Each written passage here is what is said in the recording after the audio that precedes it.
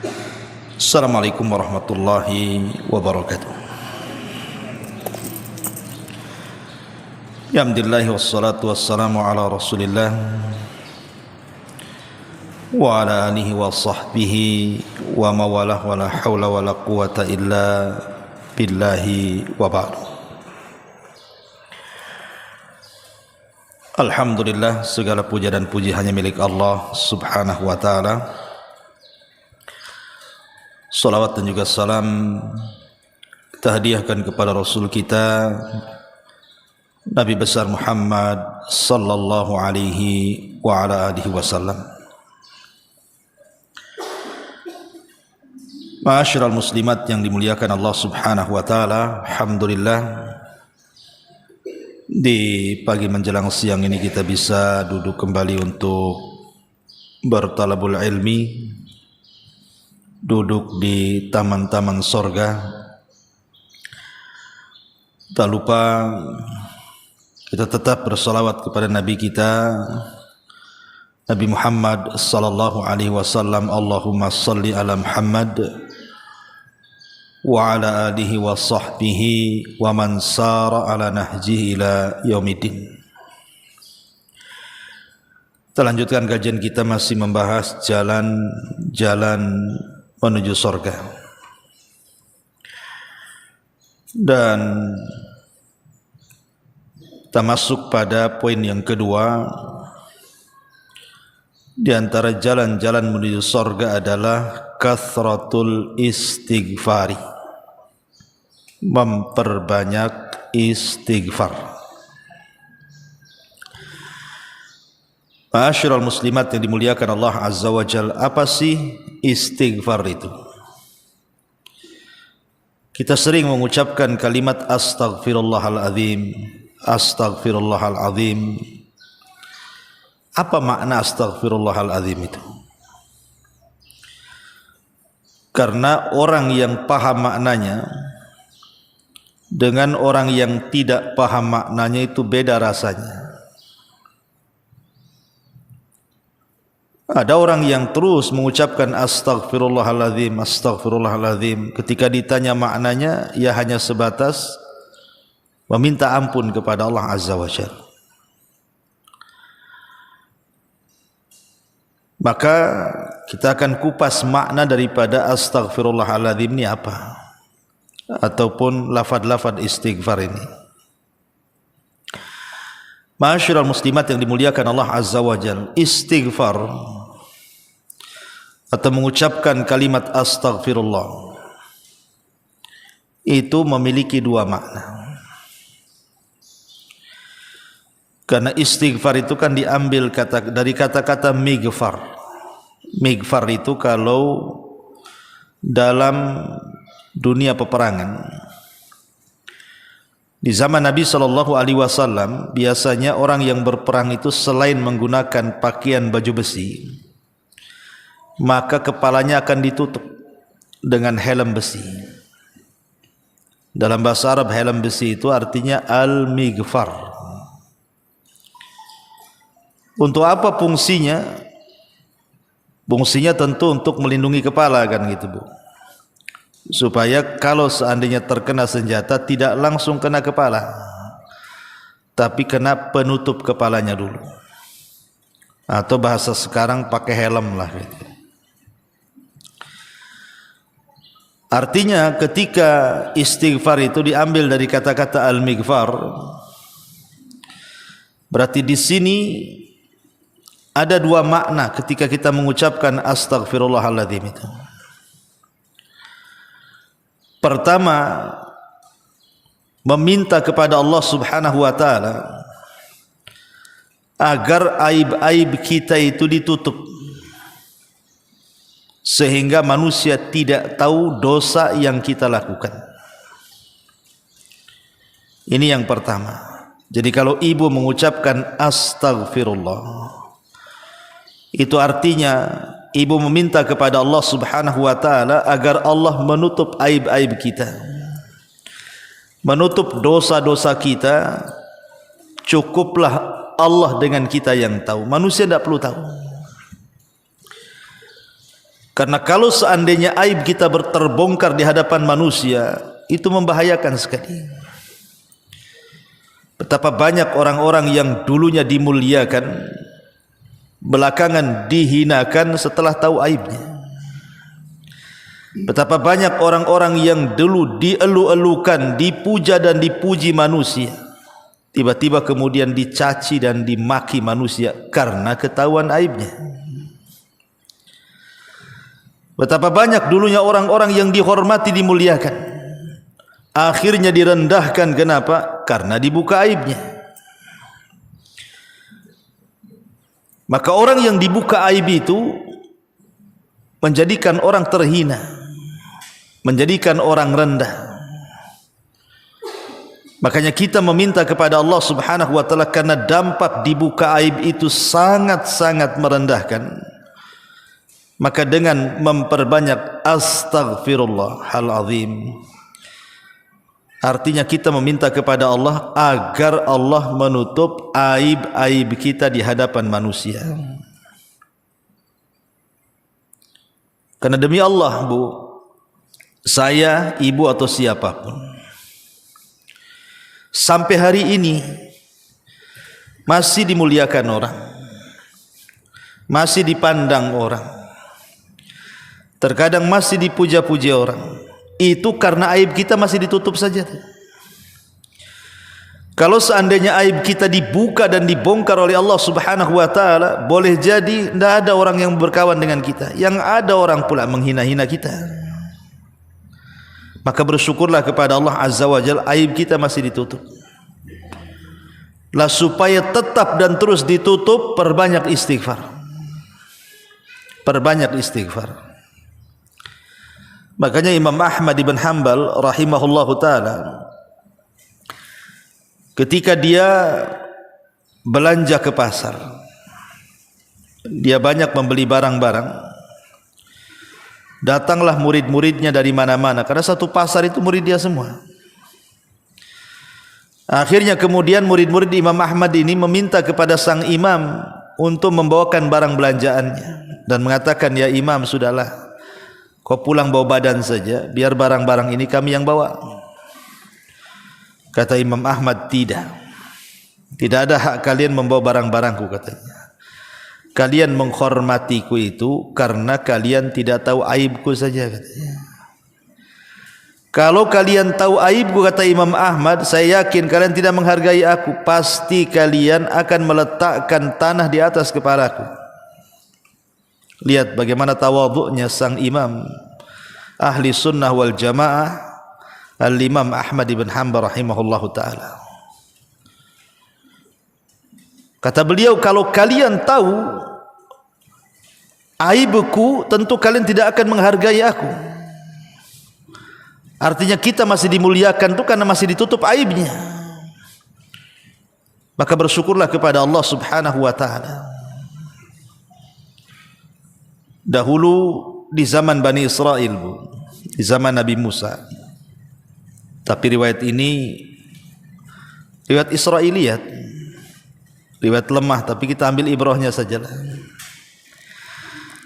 Jadi di zaman Bani Israel, Nabi Musa alaihi salam, satu hari terjadi pacaklik, tidak turun hujan, Bu, sehingga kehausan. Akhirnya Nabi Musa alaihi salam membawa Bani Israel ke tanah lapang untuk melaksanakan istisqa, salat minta hujan. Lama Nabi Musa berdoa kepada Allah, langit pun tak kunjung-kunjung ada awan hitam. Makin cerah pula lah langit itu, tak ada tanda-tanda mau hujan.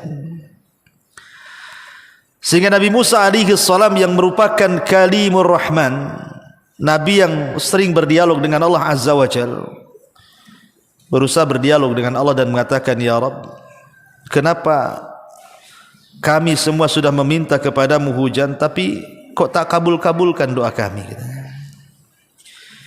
Maka Allah Subhanahu wa ta'ala mengatakan kepada Nabi Musa, ya Musa, inna fikum rajulun asallaha arba'ina sanatan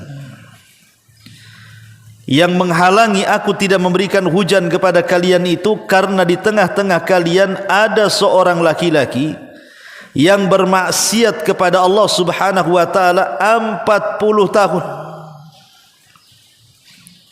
Kalau engkau mau keluarkan laki-laki itu dari tanah lapang itu, maka aku akan turunkan hujan. Maka Musa mengatakan, siapa ya Rabb, siapa namanya, akan kupanggil. Tapi Allah Subhanahu wa taala salah satu sifat namanya apa? As-Sittir. Allah itu tidak mungkin membongkar aib hambanya. Dia Maha Penutup.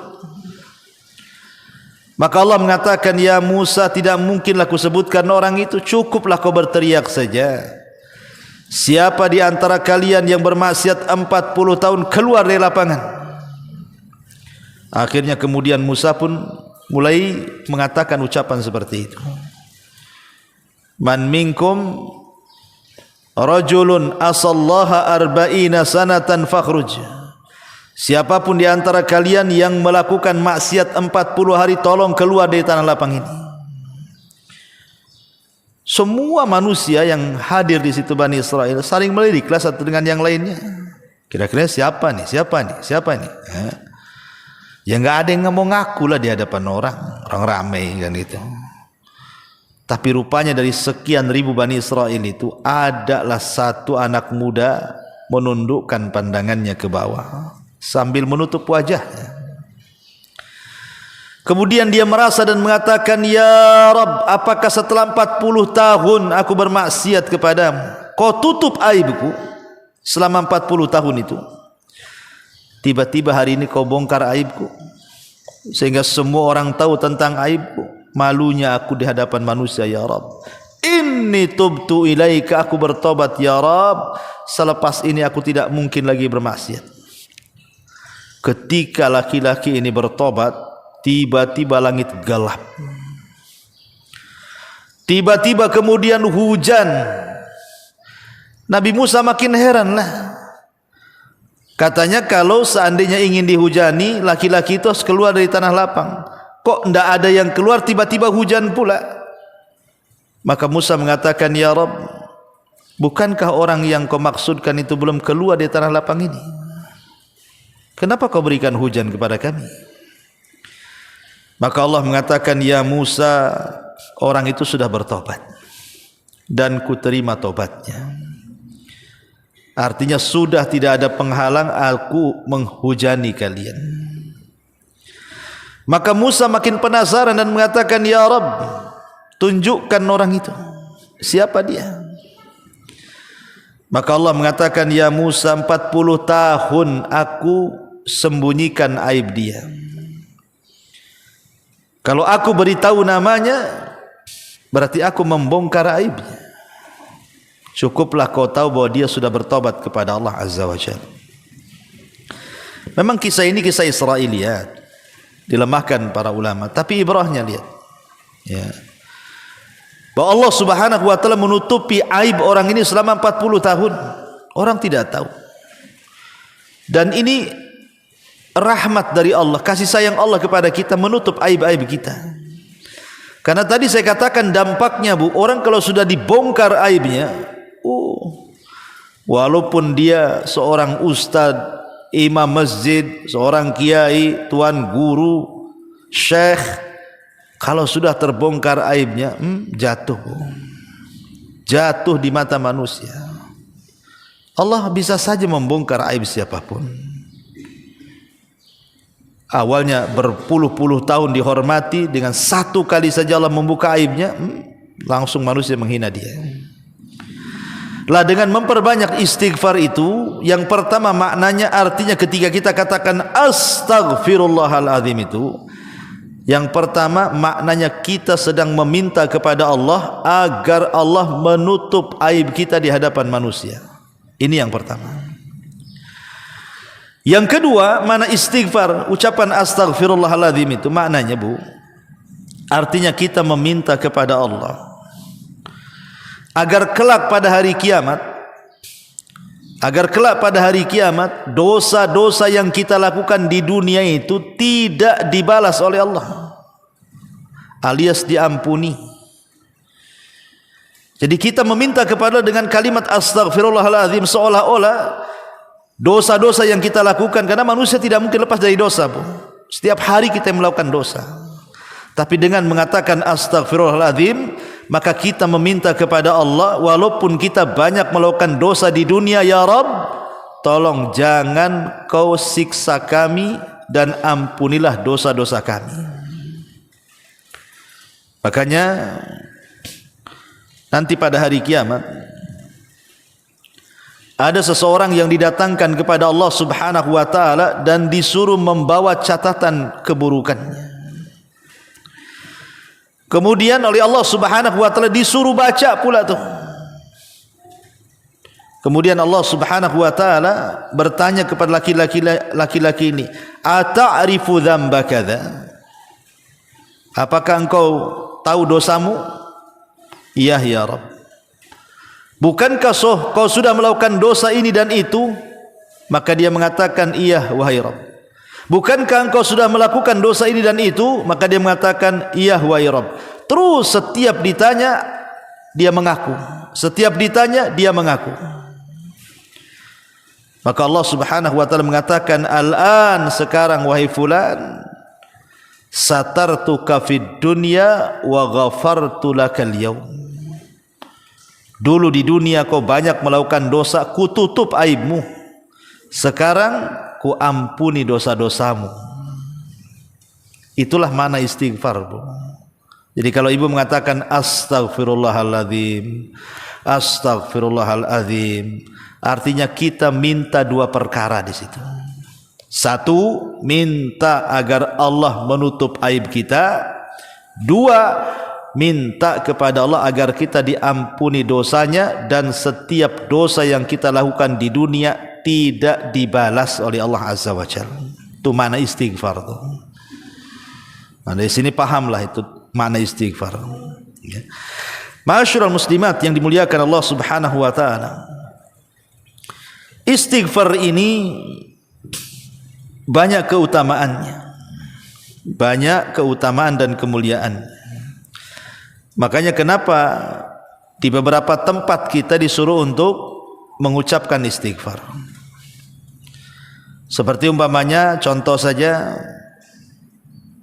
ketika seseorang hendak tidur, maka kita disuruh membaca astaghfirullah alladzi la ilaha illa huwal hayyul qayyum wa atubu ilaih. Ataupun ketika kita sedang istisqa, meminta hujan, maka kita pun diperintahkan atau dianjurkan memperbanyak istighfar, astaghfirullah alladzi la ilaha illahu al hayyul qayyum wa atubu ilaih. Ataupun ketika ibu keluar dari kamar mandi, entah ibu habis berak, habis kencing, atau apa, pokoknya masuk ke kamar mandi lah, maka keluar, kita diperintahkan apa, Bu? Ghufranaka. Ghufranak itu artinya meminta ampun kepada Allah Azza wa Jalla. Istighfar juga. Kemudian juga apabila selesai dari wudu ataupun ibu selesai bermajlis, maka kita disunahkan untuk membaca apa? Subhanakallahumma wa bihamdika asyhadu an la ilaha illa anta astaghfiruka wa atubu ilaih. Suruh istighfar. Ataupun selepas salat 5 waktu, Bu. Yang sudah saya jelaskan ibu, kalau habis salat 5 waktu, salat wajib, pertama kali setelah salam dibaca apa? Astaghfirullahaladzim, astaghfirullahaladzim, astaghfirullahaladzim, 3 kali. Ataupun ketika ibu masuk ke masjid, maka juga dianjurkan rabbighfirli dzunubi waftahli abwaba rahmatik.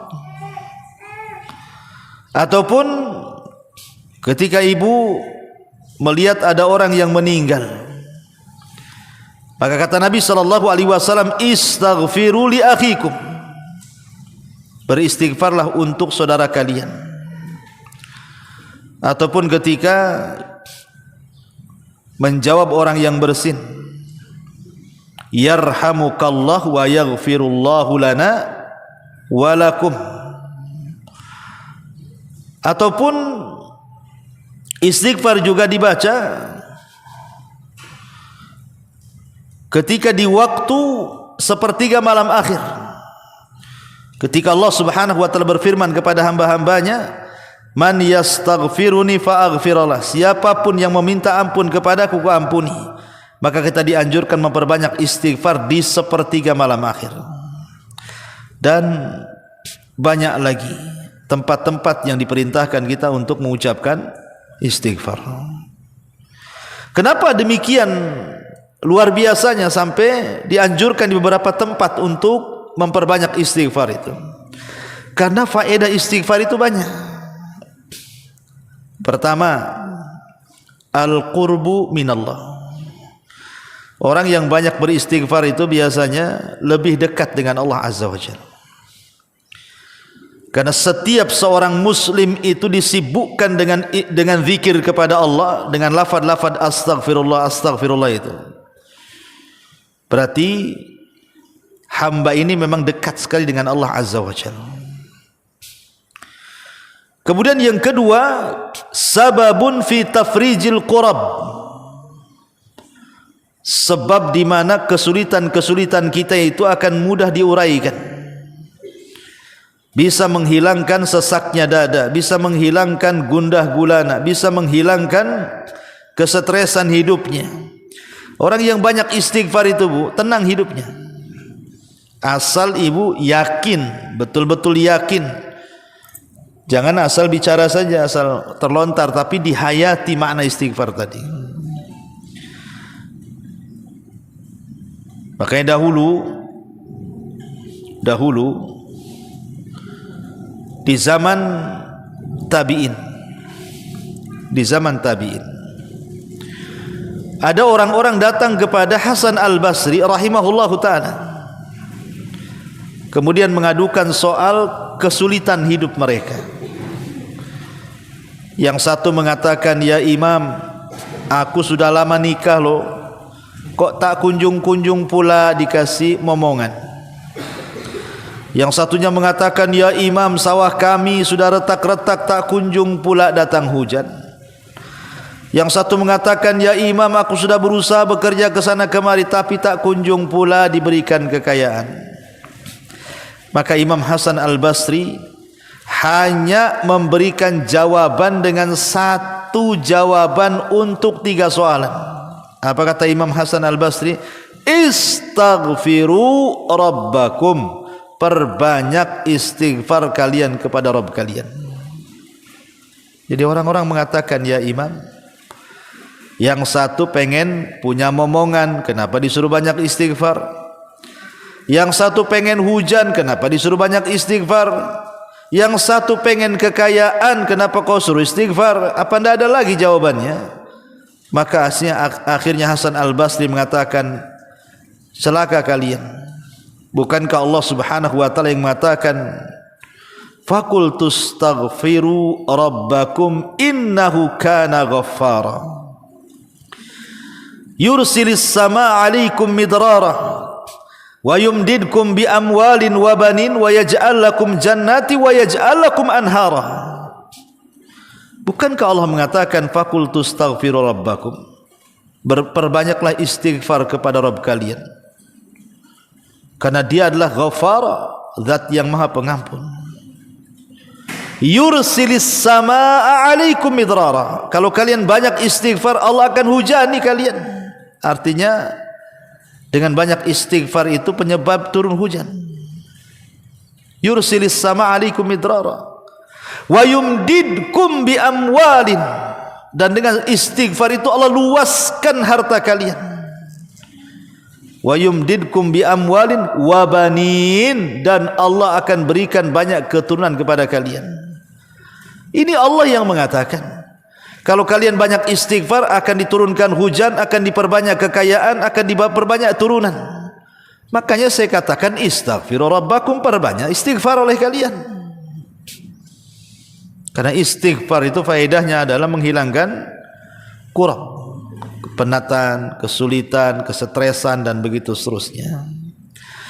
Kemudian yang ketiga, istighfar itu sababun fi dukhulil jannah. Sebab di mana orang itu mudah masuk ke dalam surga. Jadi istighfar ini mudah sekali. Dengan istighfar ini kita dimasukkan ke dalam surga. Karena yang menghalangi orang masuk surga itu kan dosa, Bu. Karena dosa itu penyebab orang masuk neraka. Dan lawan daripada melakukan dosa itulah istighfar. Jadi kita melawan lawannya. Lawan dosa istighfar. Kalau orang berbuat dosa melakukan kemaksiatan, ketika kemudian dia istighfar meminta kepada Allah agar diampuni dosa-dosa maksiatnya, makanya kemudian istighfar itu penyebab mudah orang masuk surga. Kemudian yang keempat, sababun fi daf'il bala. Sebab di mana musibah-musibah itu bisa tercegah dengan memperbanyak istighfar. Karena Allah Subhanahu wa taala ketika bicara soal keamanan, wa ma kana Allahu liyu'adzibahum wa anta fihim wa ma kana Allahu mu'adzibahum wa hum yastaghfirun. Kata Allah Subhanahu wa taala, tidak mungkin Allah mengadab sebuah kaum kalau engkau wahai Muhammad hidup di tengah-tengah mereka, dan tidak mungkin Allah mengadab sebuah kaum kalau kaum itu terus memperbanyak istighfar. Dalam ayat ini ada dua keamanan. Orang kalau ingin aman hidup di tengah-tengah Nabi sallallahu alaihi wasallam. Masalahnya Nabi sudah meninggal. Berarti tinggal ada satu keamanan lagi. Apa itu? Memperbanyak istighfar. Wa ma kana Allahu mu'adzibahum wa hum yastaghfirun. Dan Allah tidak mungkin mengadab sebuah kaum sampai mereka banyak melakukan istighfar. Kemudian yang kelima, yu'addul istighfar naw'an min anwa'il ibadati allati yataqarrabu bihal abdu ila Allah. Jadi istighfar itu dikategorikan jenis-jenis ibadah yang dengan itu kita mudah berhubungan dengan Allah Subhanahu wa taala. Kemudian juga yang nomor 6, inzalul amtar wal arzak in anil ibad. Dengan memperbanyak istighfar itu menyebabkan turunnya hujan dan turunnya rizki yang banyak kepada kita. Dan juga salah satu manfaatnya adalah Allah berikan kesehatan dan kekuatan badan. Terkadang Bu, kita ini menjadi sehat dan kuat itu terkadang menyandarkan pula kepada sebab. Beli vitamin banyak-banyak, konsumsi vitamin banyak-banyak, beli obat banyak-banyak, telan, ya kan? Kebanyakan kita begitu kalau ingin sehat seperti itu, atau olahraga gitu ya. Dia lupa bahwa ada perkara yang lebih hebat dibandingkan minum pil, makan vitamin, ya. Apa itu? Istighfar. Istighfar ini bisa menambah kekuatan dan kesehatan badan, karena Allah yang mengatakan wa yazidkum quwatan ila quwatikum. Ketika Nabi Saleh berdakwah ketika Nabi Hud alaihi salam berdakwah kepada kaumnya, Nabi Hud mengatakan apa? Ya qaumi istaghfiru rabbakum. Hei kaumku, perbanyak oleh kalian istighfar. Kemudian kata Nabi Hud, manfaatnya apa? Wa yazidkum quwatan, karena sebab istighfar itulah akan menambah kekuatan kalian. Jadi kalau ingin sehat, perbanyak aja istighfar. Ma'asyiral muslimat yang dimuliakan Allah Azza wa Jalla. Kemudian juga yang nomor 7, man'u nuzulil masaibil lati qad tusibul insan, bisa mencegah turunnya musibah-musibah, entah tsunami, entah banjir, entah gempa, entah apalah pokoknya. Maka dengan banyak istighfar itu bisa mencegah musibah-musibah seperti itu. Kemudian yang nomor 8, sababun fis syifa, sebab kesembuhan. Jadi istighfar itu bisa jadi obat. Kemudian yang nomor 9, istihqaq wa nailu rahmatillahi azza wa jal fid dunya. Maka dia akan mendapatkan banyak kasih sayang Allah Subhanahu wa taala di dunia wal akhirati, dan akhirat, sebagaimana Allah mengatakan, ya qaumi lima tasta'jiluna bis sayyiati qabla al hasanati laula tastaghfirunallah. Di sini syahidnya, kalau kalian beristighfar kepada Allah, la'allakum turhamun, tentu kalian akan mendapatkan rahmat Allah Subhanahu wa taala. Kemudian yang nomor 10, sababun fi takfiris al-katsiri minal akhta.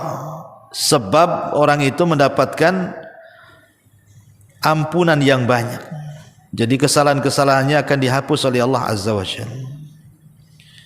Dan tentu yang paling besar adalah sababun fi najati minan nar yaumal qiyamah. Sebab terbesar kita terselamatkan dari api neraka pada hari kiamat. Taib masyarul muslimat yang dimuliakan Allah Subhanahu wa taala. Inilah manfaat, dan banyak sebenarnya manfaat istighfar ini sebagian kecil saja. Adapun lafaz-lafaz istighfar sebagaimana dikeluarkan Imam Bukhari, Nabi itu paling banyak mengucapkan Rabbighfirli wa tub alayya innaka antat tawwabur rahim. Ini lafaz yang paling sering dibaca Nabi. Rabbighfirli wa tub alayya innaka antat tawwabur rahim. Ya Rabb, ampuni dosaku, ampunilah kesalahanku, karena Engkau zat yang maha penerima taubat dan maha pemberi kasih sayang. Ataupun Rasul juga mengajarkan lafaz istighfar yang lain, astaghfirullah alladzi la ilaha illa huwal hayyul qayyum wa atubu ilaih. Nah, itu juga di antara lafaz yang diajarkan Nabi. Ustaz, dua-duanya panjang, yang pendek lah. Yang pendek astaghfirullahaladzim lah, yang pendek itu yang paling mudah ya astaghfirullah. Al-azimnya dibuang, pendek lagi itu astagfirullah, astagfirullah, nah, gitu ya. Itu kan yang paling pendek lah, astagfirullah wa atubu ilaihi, ya. Masyarul muslimat yang dimuliakan Allah Azza wa Jalla. Tapi dari semua istighfar, karena semua para nabi, Bu, baik Nabi Nuh, Nabi Saleh, Nabi Musa, dan semua para nabi, kalau kita membaca Quran itu, mereka senantiasa beristighfar dan menyuruh umatnya untuk beristighfar. Makanya Nabi kita saja, sebutkan oleh Sahih Muslim itu, dalam sehari Nabi SAW tidak kurang dari 100 kali, 70 sampai 100 kali, tidak kurang dari 2 angka itu. Rasul membaca astagfirullahaladzim, astagfirullahaladzim. Itu Nabi, Bu, kan? Karena memang rahasia istighfar luar biasa. Tapi dari semua, kayak saya katakan, dari semua lafaz-lafaz istighfar yang diajarkan kepada kita, Bu, maka ada satu lafaz yang merupakan rajanya istighfar. Rajanya istighfar. Apa itu? Sayyidul istighfar. Allahumma anta rabbi la ilaha illa anta khalaqtani wa ana abduka wa ana ala ahdika wa wa'dika mastata' a'udzu bika min syarri ma sana' abu'u laka bi ni'matika 'alayya abu'u bi dzambi faghfirli fa innahu la yaghfiru dzunuba illa anta. Siapapun yang membacanya di pagi hari, kemudian Allah takdirkan dia meninggal sampai sore hari, maka dijamin masuk surga. Kalau dia baca di sore hari, Allah takdirkan dia meninggal sampai pagi, maka dipastikan masuk surga. Ini sayyidul istighfar. Ya Allah, Engkau adalah Tuhanku, tidak ada sesembahan yang berhak kecuali Engkau. Engkau yang menciptakan aku, sedangkan aku adalah hamba-Mu, dan aku di atas ikatan janji-Mu, dan akan menjalankan dengan semampuku. Aku berlindung kepadamu dari segala kejahatan yang telah aku perbuat. Aku mengakuimu atas nikmat-nikmatmu terhadap diriku, dan aku mengakui dosa-dosaku kepadamu, maka ampunilah aku, sesungguhnya tiada yang mengampun segala dosa kecuali Engkau ya Rabb. Luar biasa isinya Sayyidul Istighfar. Makanya kenapa kemudian keutamaannya luar biasa. Ma'asyiral muslimat yang dimuliakan Allah Subhanahu wa taala. Sebagian ulama membahas kalau seandainya seseorang itu melakukan dosa, kemudian dia mengucapkan astaghfirullahaladzim, apakah dosanya semata-mata mengucapkan astaghfirullahaladzim itu langsung diampuni? Maka ulama mengatakan tidak langsung diampuni, Bu, sampai dia betul-betul meninggalkan dosanya. Sebab kalau seandainya dia melakukan dosa, kemudian dia istighfar, kemudian melakukan dosa yang sama, kemudian istighfar, dan begitu terus, ini namanya talaub, main-main namanya, main-main dengan taubat namanya. Jadi istighfar yang seperti ini tidak ada manfaatnya. Makanya ulama mengatakan al istighfaru ma'al israr taubatul kadzdzabin. Beristighfar tapi dia pun melakukan terus dosa yang sama, itu taubatnya para pendusta, Bu. Itu taubatnya para pendusta. Makanya sebagian para ulama seperti yang dikatakan oleh Al-Hafidh Ibnu Hajar rahimahullahu taala, ya, beliau mengatakan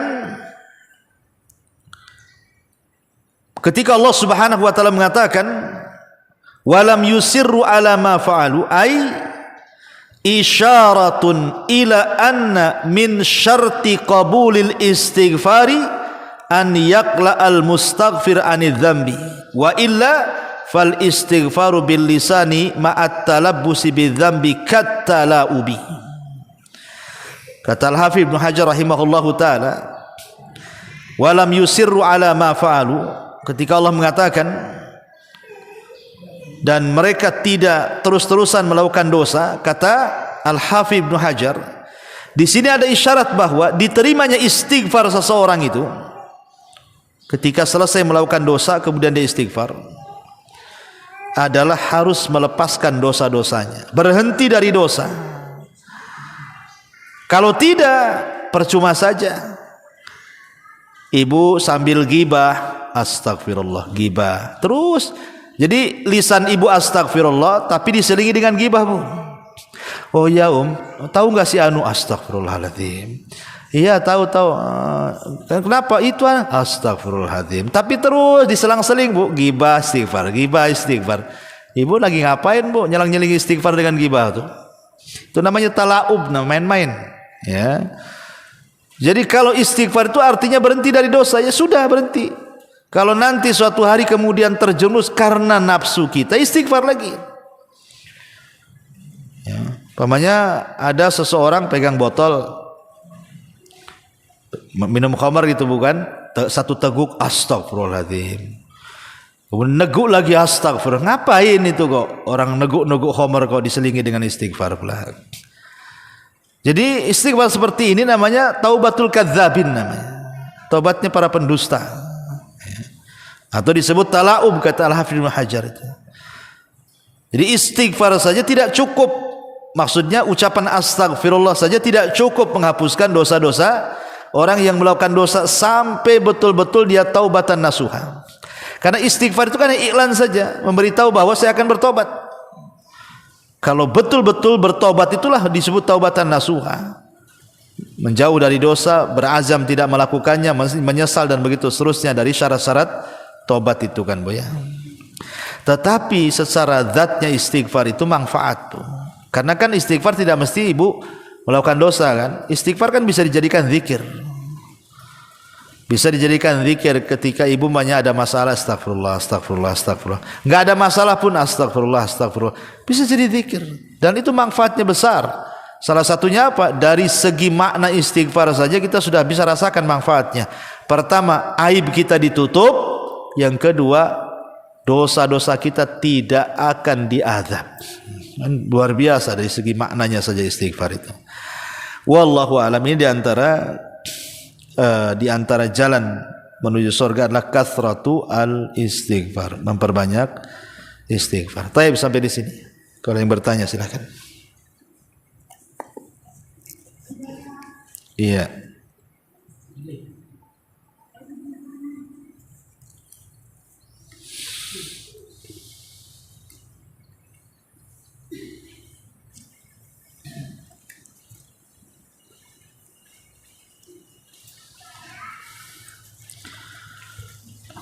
Taib, di sini ada soalan.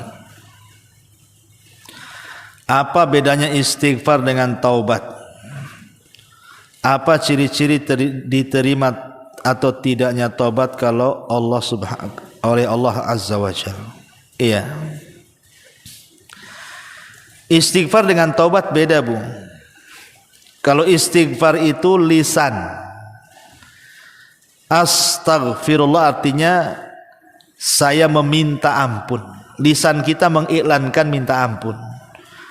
Minta supaya dosa-dosa kita diampuni oleh Allah dan tidak diazab di akhirat. Minta supaya dosa-dosa kita tidak diungkap di hadapan manusia alias ditutup aib kita. Itu istighfar. Kalau taubat ini meninggalkan perbuatan dosa. Jadi kalau istighfar itu lisan, kalau taubat itu perbuatan.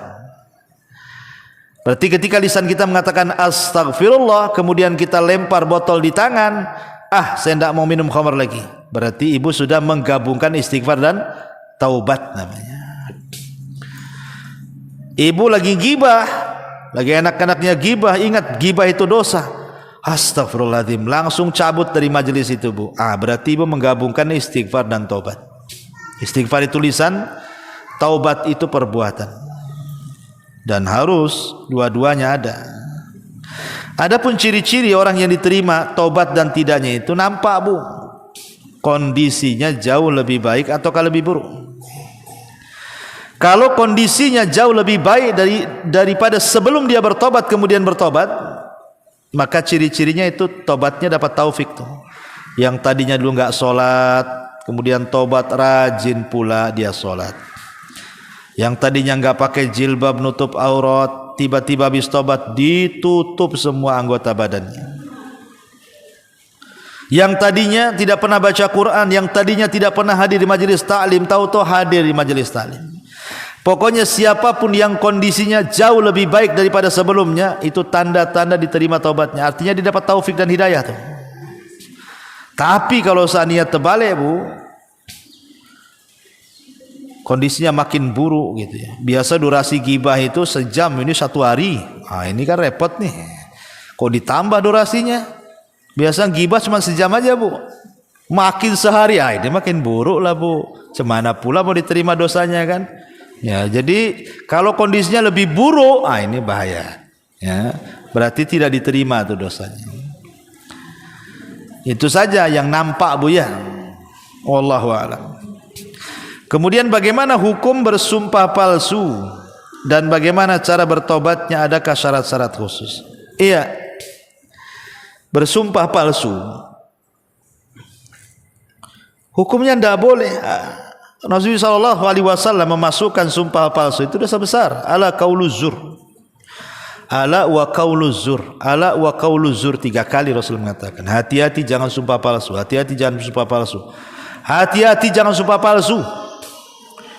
Sampai Rasul mengulang 3 kali, yang tadinya duduk sampai bangkit Rasul menyebutkan kalimat qauluz zur itu.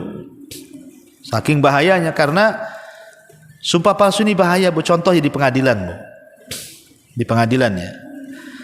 Kalau saksi-saksi itu kemudian berani bersaksi dan dibayar, disuruh dia bersumpah palsu karena mendapatkan bayaran, itu bisa saja orang yang tidak bersalah jadi bersalah. Orang yang tidak berhak dipenjara jadi dipenjara, orang yang tidak berhak dibunuh jadi dibunuh, orang yang tidak berhak diambil hartanya kan itu. Karena sumpah palsu itu. Itu contoh di persidangan saja. Ataupun di pasar, yang tadinya dia dapat barang bagus, karena kena tipu sumpah-sumpah, jadi barang jelek. Dan begitu seterusnya. Ya. Makanya kenapa sumpah palsu itu termasuk dosa besar. Dan taubatnya sumpah palsu ya bayar kafarah sumpah lah bu. Kalau dia mau menghindari kafarah sumpah, ya kasih makan berpuasa 3 hari atau kasih makan 10 fakir miskin. Itu kafarah sumpahnya. Wallahu a'lam.